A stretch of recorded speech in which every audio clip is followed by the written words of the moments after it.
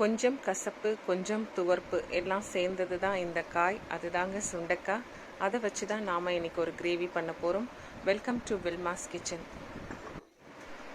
புளிப்பு சுவையும் கார சுவையும் சேர்த்து செய்ய போகிற இந்த காரக்குழம்புக்கு நம்ம யூஸ் பண்ண போகிறது நல்லெண்ணெய்ங்க. இப்போ ஒரு பாத்திரம் வச்சுட்டு நாம் அதில் நல்லெண்ணெய் சேர்த்துக்கலாம். 1 ஸ்பூன் கடுகு, 1 ஸ்பூன் வெந்தயம், 1 ஸ்பூன் சீரகம் சேர்த்து பொரிய விட்டுட்டு 2 பெரிய வெங்காயத்தை நான் பொடிசாக கட் பண்ணி வச்சுருக்கேன், அதையும் சேர்த்துக்கிறேன். ஒரு துண்டு இஞ்சியை நீல வாக்கில் மெல்லிசாக கட் பண்ணி வச்சுருக்கேன், அதையும் சேர்த்துருக்கேன். 2 பச்சை மிளகாயை 2ஆக உடச்சி போட்டுக்கிறேன். இப்போ கொஞ்சம் இந்த வெங்காயம் பாதி அளவு வதங்கினா போதும். ஒரு கண்ணாடி பதம் வர வரைக்கும், இது நல்லா ஒரு டிரான்ஸ்பரண்ட்டாக ஆகிற வரைக்கும் நம்ம வதக்கினா போதும். அதுக்கப்புறம் நம்ம கட் பண்ணி வச்சுருக்கிற 2 தக்காளியை கூட சேர்த்துக்கலாம்.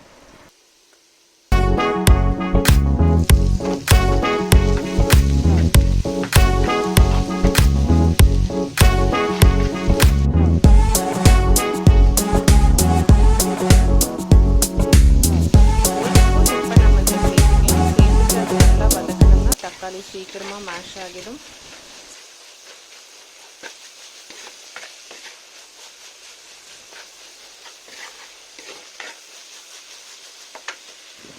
தக்காளி இந்த அளவுக்கு வதங்கின உடனே நாம் எடுத்து வச்சுருக்கிற சுண்டைக்காயை இதில் ஆட் பண்ணிக்கலாம்.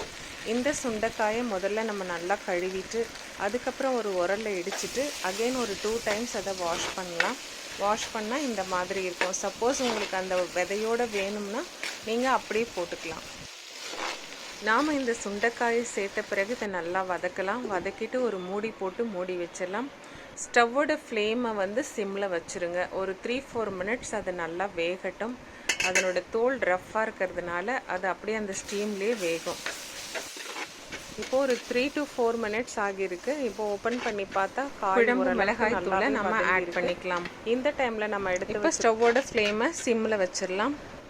நான் இப்போ 1/2 ஸ்பூன் மஞ்சள் தூள், 1/2 ஸ்பூன் தனியாத்தூள், 1/2 ஸ்பூன் தனி மிளகாய் தூள் எடுத்து வச்சுருக்கேன், அதை சேர்த்துருக்கேன்.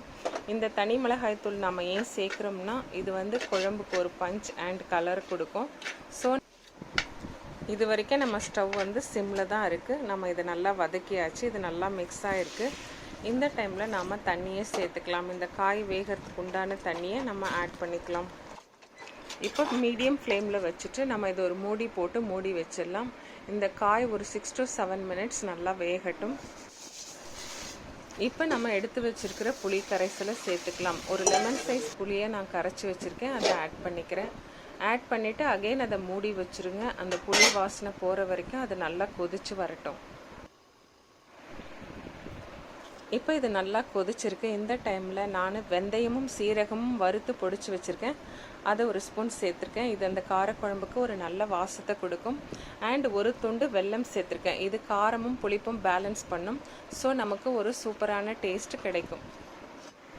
இப்போ இது எல்லாத்தையும் மிக்ஸ் பண்ணிவிட்டு நம்ம ஒரு மூடி போட்டு மூடி வச்சிடலாம். இது ஒரு 5 மினிட்ஸ்க்கு இதை டிஸ்டர்ப் பண்ண வேண்டாம்.